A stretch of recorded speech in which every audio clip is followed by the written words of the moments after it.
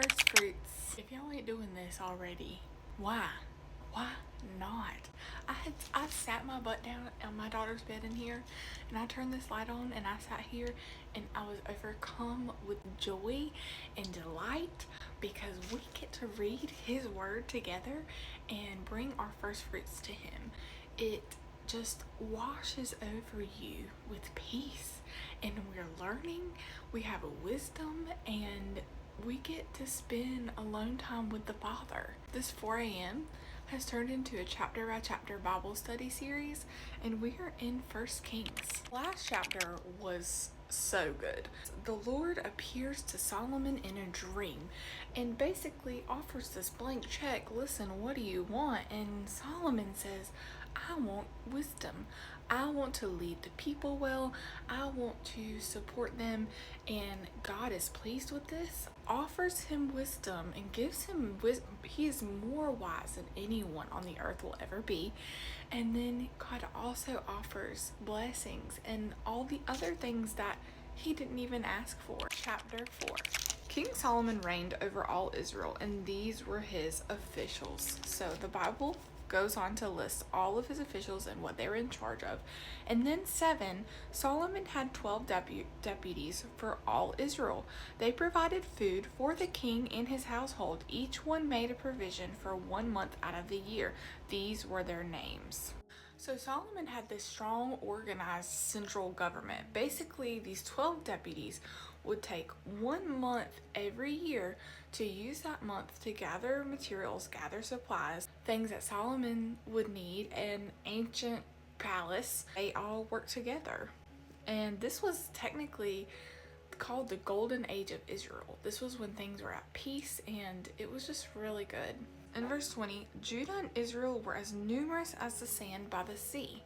They were eating, drinking, and rejoicing. Solomon ruled all the kingdoms from the Euphrates River to the land of the Philistines and as far as the border of Egypt. They offered tribute and served Solomon all the days of his life. Solomon's provisions for 1 day were 150 bushels of fine flour and 300 bushels of meal, 10 fattened cattle, 20 range cattle, and 100 sheep and goats, besides deer, gazelles, roebucks, and pen-fed poultry. I just wish I could take a look at what their tablescape looked like. So a lot of food. And I'm sure a lot of it was for sacrifices too, and fellowship offerings. For he had dominion over everything west of the Euphrates from Tifsah to Gaza, and over all the kings west of the Euphrates. He had peace on all surrounding borders. Throughout Solomon's reign, Judah and Israel lived in safety from Dan to Beersheba, each person under his own vine and his own fig tree. Solomon had 40,000 stalls of horses for his chariots and 12,000 horsemen. Each of those deputies for a month in turn provided food for King Solomon and for everyone who came to King Solomon's table. They neglected nothing. Each man brought the barley and straw for the chariot teams and the other horses to the required place according to his assignment. We're not really surprised by this piece because in 1 Chronicles 22 it talks about David's preparations for the temple. So then he summoned, in verse 6, then he summoned his son Solomon and charged him to build a house for the Lord God of Israel. My son David said to Solomon, it was in my heart to build a house for the name of the Lord my God, but the word of the Lord came to me. I believe this was from Nathan. You have shed much blood and waged great wars. You are not to build a house for my name because you have shed so much blood on the ground for me. But a son will be born to you. He will be a man of rest. I will give him rest from all his surrounding enemies. For his name will be Solomon, and I will give peace and quiet to Israel during his reign. He is the one who will build a house for my name. He will be my son, and I will be his father. I will establish the throne of his kingdom over Israel forever. Now, my son, may the Lord be with you, and may you succeed in building the house of the Lord your God, as he said about you. Above all, may the Lord give you insight and understanding when he puts you in charge of Israel, so that you may keep the law of the Lord your God. Then you will succeed if you carefully follow the statutes and ordinances that the Lord commanded. Be strong and courageous. Do not be afraid or discouraged. His father spent years and many, many years of his life in battle and in hard times and in bloodshed for the Lord, and that was his purpose for the Lord.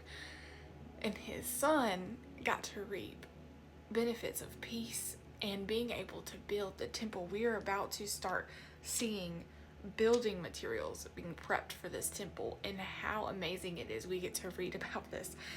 Being in this golden age of Israel, Solomon reigning in peace was a promise from the Lord. So yet another promise fulfilled by God. And then as I was reading 1 Chronicles 22, when it said, do not be afraid, do not be discouraged, that was a word for me.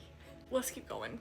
29. God gave Solomon wisdom, very great insight and understanding, as vast as the sand on the seashore. Solomon's wisdom was greater than the wisdom of all the people of the East, greater than all the wisdom of Egypt. He was wiser than anyone, wiser than Ethan the Israelite and Heman, Calcol and Darda, sons of Mahol. His reputation extended to all the surrounding nations.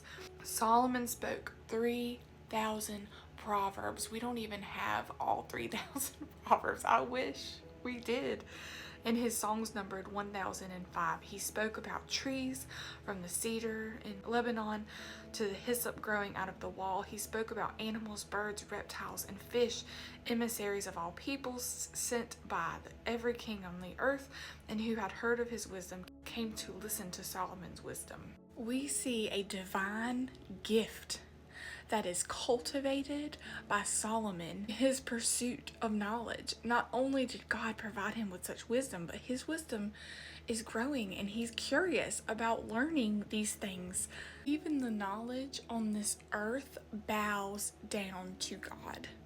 Every scientist is only studying about something that God already knows because he made it. He created it. Science bows to God. In 1 Chronicles 22, when it says to not be afraid and to not be discouraged, that spoke to me because I woke up a little discouraged today and I feel like he's speaking to me, and he does that. And I've seen it in the comments where y'all have mentioned I needed this today, and it's not by my strength, it's not by power, but it is a divine gift that we have his word, and he has a purpose for every single one of us. We cannot be afraid and we cannot be discouraged, whether that purpose is to fight battles for God and to shed blood, or to build a temple and to live in a time of peace, or to be a famous wise man. Our Father loves us. I'm so grateful for you guys. Thank you for watching, and I'll see you at the next 4 a.m. when we cover chapter 5.